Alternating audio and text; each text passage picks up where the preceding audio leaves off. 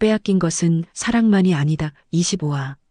강성그룹 본사 50층에서 나온 서린 일행은 밤에 서울 거리를 걸었다. 차가운 11월 바람이 뺨을 스쳤지만 서린의 마음은 그보다 더 차가웠다. 윤미령의 마지막 경고가 귓가에 맴돌았다. 내일까지 현명한 선택을 하길 바라요. 그 말에 담긴 위협의 무게를 서린은 정확히 이해하고 있었다. 어디로 갈까요? 조주리가 주위를 둘러보며 물었다. 강성그룹 본사 앞에는 여전히 검은 정장의 남자들이 서 있었다. 일단 저들 시야에서 벗어나야 해요. 서린이 김순옥 할머니의 팔을 부축하며 말했다. 택시 잡아요. 조주리가 손을 들어 택시를 불렀다. 다행히 빈 택시가 바로 멈췄다. 어디로 가시죠? 명동 쪽으로 가주세요. 서린은 구체적인 목적지를 말하지 않았다. 혹시 모를 추적에 대비한 것이었다. 택시가 움직이자 할머니가 한숨을 쉬었다. 그 악마 같은 것들아. 아직도 사람을 사람으로 안 보는구나. 할머니, 괜찮으세요? 괜찮긴 뭐가 괜찮아. 저런 것들 보니까 20년 전 생각이 다 난다. 할머니의 목소리에 분노와 슬픔이 뒤섞여 있었다. 다시는 그런 일 없을 거예요. 서린이 할머니의 손을 잡았다. 없을까? 저들은 뭐든 할 수 있는 놈들이야. 조주리가 창밖을 보며 말했다. 뒤에서 따라오는 차 있어요. 서린이 뒤를 돌아봤다. 검은 세단이 일정한 거리를 두고 따라오고 있었다. 기사님, 좀 더 빨리 가주세요. 왜요? 무슨 일이라도? 급한 일이 있어서요. 택시가 속도를 높였지만 뒤따라오는 차도 똑같이 속도를 높였다. 저들이 뭘 하려는 걸까요? 당장은 아무것도 못해요. 너무 공개적이니까. 조주리가 분석했다. 하지만 우리가 어디 있는지는 계속 확인하려고 할 거예요. 택시는 명동 한복판에서 멈췄다. 사람들이 많은 곳이라 상대적으로 안전했다. 여기서 내려요. 세 사람은 택시에서 내렸다. 뒤따라온 차는 조금 떨어진 곳에 멈춰 있었다. 일단 호텔로 가요. 서린이 제안했다. 호텔이요? 네. 집으로는 갈 수 없어요. 분명 감시하고 있을 거예요. 롯데호텔 명동에 들어가서 방을 잡았다. 서린은 가짜 이름을 사용했다. 조심할수록 좋았다. 23층 스위트룸에 들어가자 할머니가 소파에 주저앉았다. 피곤하시죠? 피곤한 게 아니라 화가 나. 할머니의 눈에 분노의 불꽃이 타올랐다. 20년 동안 나를 가둬놓고 아직도 위협을 하다니. 조주리는 즉시 노트북을 꺼내 인터넷에 접속했다. 뭐 하세요? 강성그룹 관련 뉴스 확인하고 있어요. 화면에는 오늘 오후 있었던 기자회견 관련 기사들이 올라와 있었다. 벌써 기사가 나왔네요. 뭐라고 나왔어요? 서린이 화면을 들여다봤다. 강성그룹 임원, 20년 전 살인 사건, 연루 의혹, 83세 할머니의 충격 증언 이런 식으로 나왔어요. 반응은 어때요? 댓글들 보니까 대부분 우리 편이에요. 조주리가 댓글창을 보여줬다. 진짜 충격적이다. 강성그룹 불매해야겠다. 할머니 존경합니다. 시민들의 반응은 뜨거웠다. 하지만 강성그룹도 가만히 있지 않을 거예요. 서린의 예상대로 몇 시간 후 강성그룹의 반박 보도자료가 나왔다. 뭐라고 했어요? 김순옥 할머니는 중증 치매 환자이며 한서린 씨는 정신분열증 환자라고 주장하고 있어요. 또 그 수법이네요. 서린이 한숨을 쉬었다. 의료 기록도 공개했어요. 조작된 기록들이죠. 하지만 일반인들이 보기에는 공식적인 의료 기록처럼 보여요. 조주리의 말에 서린은 절망감을 느꼈다. 윤미령은 정말 치밀했다. 그때 서린의 핸드폰이 울렸다. 서진우에게서였다. 서진우 씨? 서린 씨, 뉴스 봤어요. 괜찮아요? 네, 일단은요. 지우가 걱정하고 있어요. 뉴스에서 엄마 이름이 나왔다고. 서린의 가슴이 아팠다. 아직 어린 지우가 이런 상황을 이해하기는 어려울 텐데. 지우 바꿔주세요. 엄마. 지우의 목소리가 들렸다. 지우야, 잘 지내고 있어? 엄마, 뉴스에서 엄마 얘기 나왔어요. 무슨 일이에요? 아무것도 아니야. 엄마가 나쁜 사람들을 혼내주고 있는 거야. 나쁜 사람들이요? 응. 할머니를 괴롭힌 나쁜 사람들. 그럼 엄마가 영웅이네요. 지우의 순수한 반응에 서리는 눈물이 날 뻔했다. 엄마 언제 와요? 조금만 더 기다려. 나쁜 사람들을 다 혼내주고 갈게. 약속이에요. 응, 약속. 전화를 끊고 나니 조주리가 심각한 얼굴로 노트북을 보고 있었다. 뭔 일이에요? 강성그룹에서 추가 보도 자료를 냈어요. 또 뭐라고 했는데요? 내일 오후에 기자회견을 열어서 모든 의혹을 해명하겠다고 했어요. 서린의 가슴이 두근거렸다. 그럼 우리도 대응해야 하는 거 아니에요? 어떻게요? 우리도 기자회견을 열어요. 서린의 제안에 조주리가 놀랐다. 우리가요? 어디서요? 박철민 기자님께 연락해봐요. 조주리는 즉시 박 기자에게 전화를 걸었다. 박 기자님, 저 조주리예요. 통화 내용을 들어보니 박 기자는 이미 준비하고 있었다. 내일 오후 2시에 홍대에서 기자회견을 할 수 있다고 하네요. 정말요? 네. 이미 다른 언론사들에게도 연락했대요. 서리는 희망을 느꼈다. 아직 포기하지 않은 사람들이 있었다. 할머니, 내일 기자회견 하실 수 있어요? 당연하지. 20년 동안 참았는데 이제 와서 못할 게 뭐 있어. 할머니의 의지는 여전히 굳건했다. 하지만 윤미령이 방해할 가능성이 높아요. 조주리가 우려를 표했다. 어떻게 방해할까요? 기자회견장에 나타날 수도 있고 법적 조치를 취할 수도 있어요. 법적 조치요? 긴급 가처분 신청 같은 거요. 할머니가 치매 환자라서 기자회견을 할 수 없다는 식으로. 박 기자의 걱정이 현실적이었다. 그럼 어떻게 해야 해요? 할머니가 치매가 아니라는 의학적 증거를 준비해야 해요. 어떻게요? 내일 아침에 병원에 가서 정밀 검사를 받으세요. 시간이 촉박한데 가능할까요? 제가 아는 신경과 전문의가 있어요. 내일 아침 일찍 검사해 드릴 수 있을 거예요. 그날 밤 서리는 잠을 이루지 못했다. 내일 기자회견이 성공할지 윤미령이 어떤 방해 공작을 펼칠지 알 수 없었다. 새벽 3시쯤 창밖을 내려다보니 호텔 앞에 검은 차 2대가 서 있었다. 강성그룹에서 보낸 감시팀인 것 같았다. 잠 못 자세요? 조주리가 일어나서 서린 옆으로 왔다. 너무 걱정되어서요. 걱정하지 마세요. 우리가 이길 거예요. 정말 그럴까요? 할머니 같은 분이 계시는데 어떻게 져요? 조주리의 격려에 서린은 약간의 위안을 느꼈다.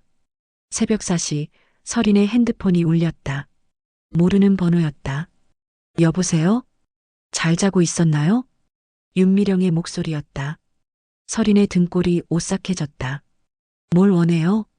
내일 계획 들었어요. 벌써 알고 있었다. 윤미령의 정보력은 정말 무서웠다. 그래서요? 쓸데없는 짓 하지 마세요. 쓸데없는 짓이 아니에요. 치매 환자의 기자회견을 누가 진지하게 받아들이겠어요? 할머니는 치매가 아니에요. 의학적으로 증명된 사실인데요. 내일 새로운 진단서를 받을 거예요. 서린의 말에 윤미령이 웃었다. 진단서 하나 받는다고 20년간의 의료 기록이 바뀔까요? 바뀔 거예요. 그럴까요? 윤미령의 목소리에 확신이 가득했다. 어쨌든 내일 기자회견은 할 거예요. 마음대로 하세요. 하지만 후회하게 될 거예요. 뭘 후회해요? 아무도 믿지 않을 거라는 걸요. 그럼 지켜보세요. 서린이 강하게 말했다. 지켜볼게요. 아주 재미있을 것 같네요. 윤미령은 전화를 끊었다. 조주리가 걱정스럽게 물었다. 뭐라고 했어요? 내일 기자회견을 방해하겠다는 뜻이에요. 어떻게요? 모르겠어요. 하지만 분명히 뭔가 준비하고 있을 거예요. 서린은 불안했지만 포기할 수는 없었다.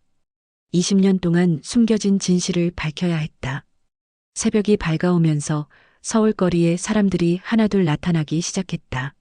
새로운 하루가 시작되었고 운명을 가를 기자회견까지 몇 시간 남지 않았다. 빼앗긴 것은 사랑만이 아니다. 26화. 서리는 새벽 5시에 잠에서 깼다.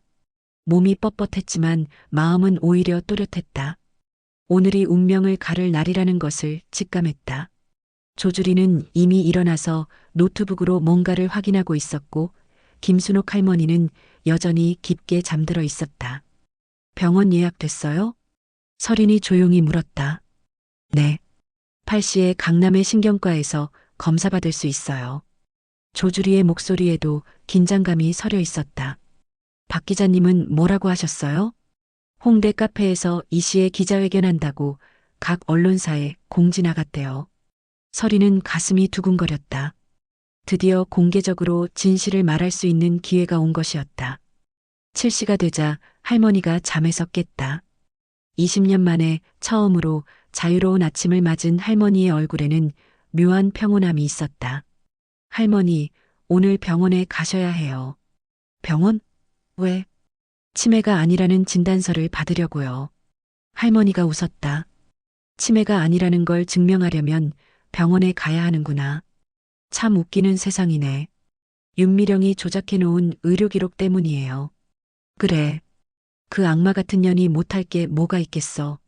강남의 신경과 병원에 도착했을 때는 아침 8시 정각이었다. 박철민 기자가 미리 연락해둔 덕분에 대기 없이 바로 검사를 받을 수 있었다. 담당 의사는 40대 중반의 차분한 남성이었다. 김순옥 할머니시죠? 인지능력 검사를 받으러 오셨다고 들었는데요. 네. 제가 치매가 아니라는 걸 증명하고 싶어요. 어떤 검사들을 받아보시겠어요? 의사는 MMSE 검사부터 시작해서 다양한 인지능력 테스트를 실시했다. 할머니는 놀랍도록 정확하게 모든 질문에 답했다. 20년 전 일을 기억하세요? 물론이죠. 1995년 10월 15일 밤 11시 30분. 박미선이 남편 박철수를 계단에서 밀어서 죽이는 걸 똑똑히 봤어요. 의사는 할머니의 명료한 기억력에 놀랐다. 정말 놀랍네요. 83세 나이에 이 정도 인지능력이라니.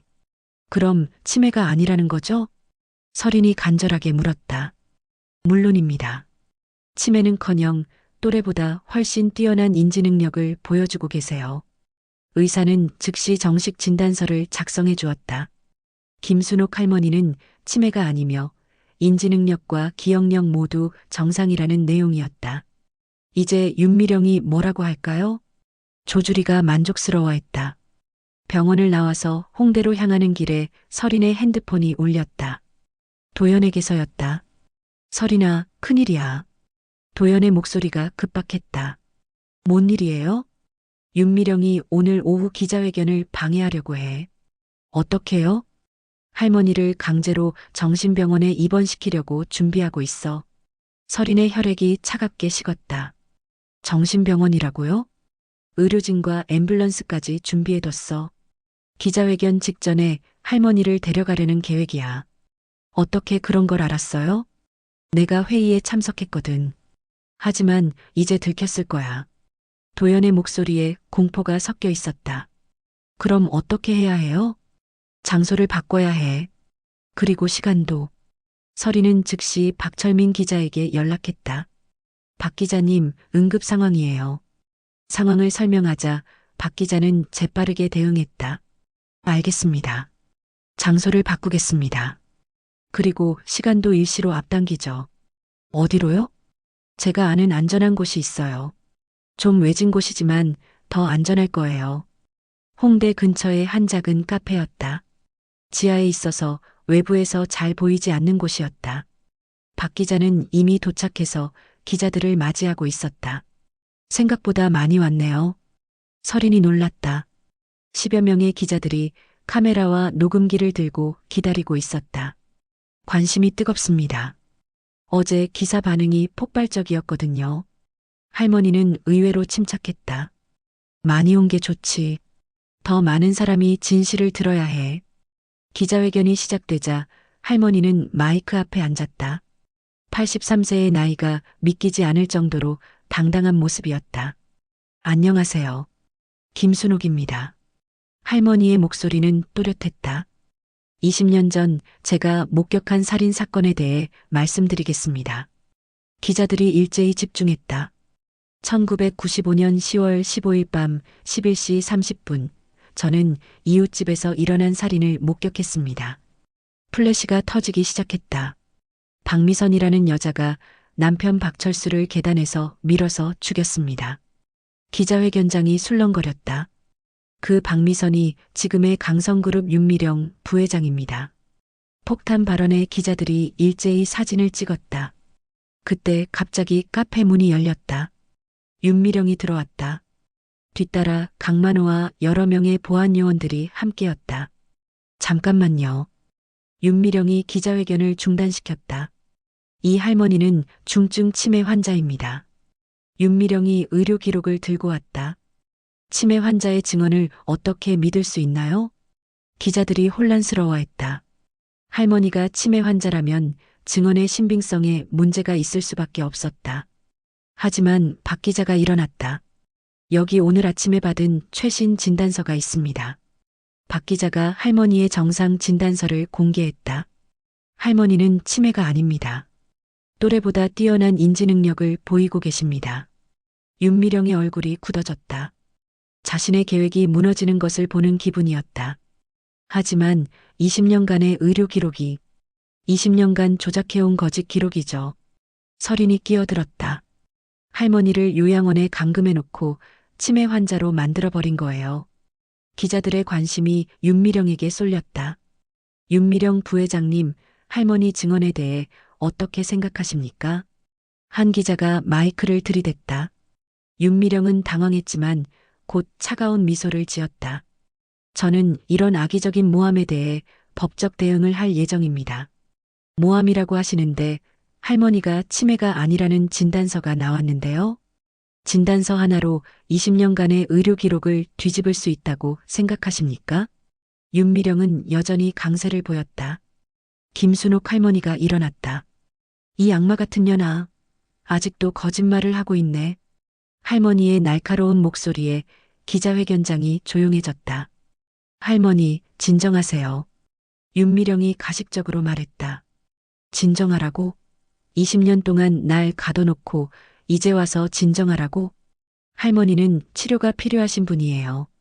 치료가 필요한 건 너야. 너 같은 살인마가. 기자들이 흥미진진하게 지켜봤다. 이런 대립구도는 뉴스 가치가 충분했다. 여러분, 보시다시피 할머니는 흥분 상태에 계십니다. 흥분 상태라고? 정상적인 분노야. 설인이 끼어들었다. 20년 동안 억울하게 감금당한 분이 분노하는 게 당연하지 않나요? 윤미령이 설인을 노려봤다. 설인 씨, 당신도 치료가 필요한 상태라고 들었는데요. 또 정신병 타령이네요. 설인이 비웃었다. 이제 그 수법도 뻔해요. 그때 한 기자가 날카롭게 물었다. 윤미령 부회장님, 혹시 증인들을 정신병자로 몰아가려는 의도가 있으신 건 아닙니까? 의도라니요. 사실을 말하는 것뿐입니다. 사실이라고 하기에는 너무 일관된 패턴인데요. 기자의 지적에 윤미령이 당황했다. 패턴이라고요? 네. 불리한 증언이 나올 때마다 증인을 정신병자라고 주장하시는. 그건, 그리고 의료 기록도 너무 완벽하게 준비되어 있고요. 다른 기자가 추가로 공격했다. 마치 미리 준비해둔 것 같은데요. 윤미령은 사면 초가에 몰렸다. 기자들이 협공을 퍼붓고 있었다. 강만호가 불안해하며 윤미령을 쳐다봤다. 상황이 너무 악화되고 있었다. 김순옥 할머니가 다시 일어났다. 그 남자도 공범이야. 할머니가 강만호를 가리켰다. 1995년 10월 16일, 그 다음 날 이 남자가 돈 가방을 들고 왔어. 기자들이 강만호에게도 관심을 보였다. 강만호 회장님, 할머니 증언에 대해 어떻게 생각하십니까? 무슨 증언? 치매 환자의 헛소리죠. 강만호도 할머니를 치매 환자로 몰았다. 그럼 20년 전 박미선 사건과는 전혀 관련이 없다는 말씀인가요? 당연히 없죠. 그런 사람 자체를 모르는데요. 하지만 할머니는 멈추지 않았다. 5천만 원이었어. 그때 돈으로 5천만 원. 그리고 말했지. 할머니, 이 일은 비밀로 해주세요. 우리가 할머니를 잘 모셔드릴게요라고. 할머니의 생생한 증언에 강만호의 얼굴이 굳어졌다. 그리고 정말로 20년 동안 요양원에서 잘 모셔졌지. 감옥처럼. 할머니의 비꼬는 말에 기자들이 웃음을 터뜨렸다. 윤미령과 강만호는 완전히 수세에 몰렸다. 기자들의 질문 공세는 계속되었고 둘의 변명은 점점 궁색해졌다. 더 이상 답변할 수 없습니다. 윤미령이 마지막으로 말했다. 변호사를 통해서만 답변하겠습니다. 도망가는 거네요? 한 기자가 비꼬았다. 도망이 아니라 법적 절차를 따르는 겁니다. 윤미령이 강만호의 팔을 잡고 카페 밖으로 나가려 했다. 하지만 카페 밖에는 더 많은 기자들이 기다리고 있었다.